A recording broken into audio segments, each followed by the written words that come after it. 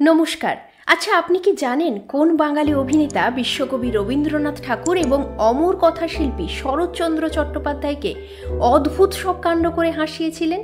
হ্যাঁ, বাংলায় এমন একজন কৌতুক অভিনেতা ছিলেন যিনি অল্প বয়সে কখনো রবি ঠাকুর কখনো শরৎচন্দ্র চট্টোপাধ্যায়কে হাসানোর বিরল কৃতিত্ব রেখেছেন। কেই ভাগ্যবান অভিনেতা, আসুন জেনে নিই। এই গল্পটা যাকে নিয়ে, তিনি হলেন অজিত চট্টোপাধ্যায়। হ্যাঁ, এটা ঠিক, অন্যান্য পরিচিত অভিনেতাদের মতো তিনি অতটা জনপ্রিয় নন, কিন্তু তিনি কাজ করেছিলেন ৭৪, দ্বীপ জেলে যাই, লুকোচুরি সহ অনেক সিনেমায়।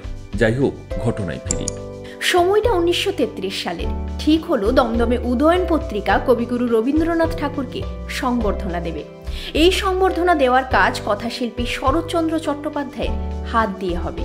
অজিত চ্যাটার্জি তখন কিশোর। লেখক চারুচন্দ্র ভট্টাচার্যের কাছে যখন এই খবরটা পান, তখন তিনি চারুচন্দ্র ভট্টাচার্যকে ধরেন যে কোনো প্রকারে সেই অনুষ্ঠানে যাওয়ার ব্যবস্থা করতে।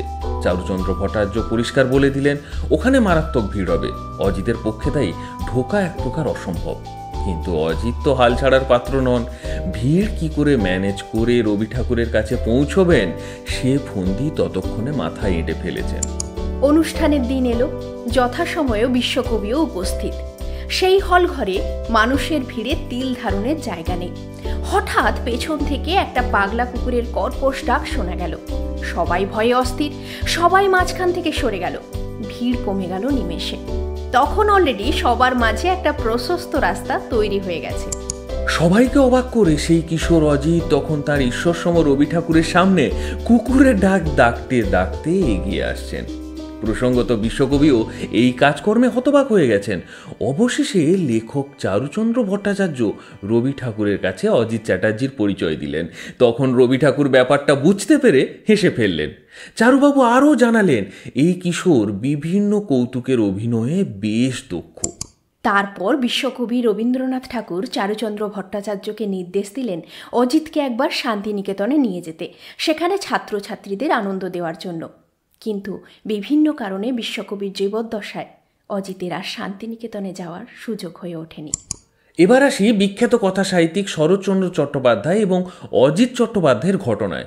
প্রসঙ্গত বলে রাখি, অজিত চ্যাটার্জির ছোটবেলা থেকেই শরৎচন্দ্রের সঙ্গে দারুণ সম্পর্ক। একবার শরৎবাবু তামাক সেজে দিতে বললেন অজিত চ্যাটার্জিকে। অজিত কথা মতো তামাক সেজে দিলেন বটে, কিন্তু যেই শরৎবাবু গড়গড়া নিয়ে তামাক টানলেন, অমনি তার মুখে চলে এলো তামাক গোলা জল। অজিতের কারসাজি বুঝতে পারলেও বকতে পারেননি, শুধু অনুযোগ করেছিলেন বুড়ো মানুষকে এভাবে বিব্রত করানোর জন্য। জবাবে অজিতবাবু বলেছিলেন যে শরৎচন্দ্র যার কাছে বুড়ো, তিনি যেন বুড়ো হয়েই জন্মান।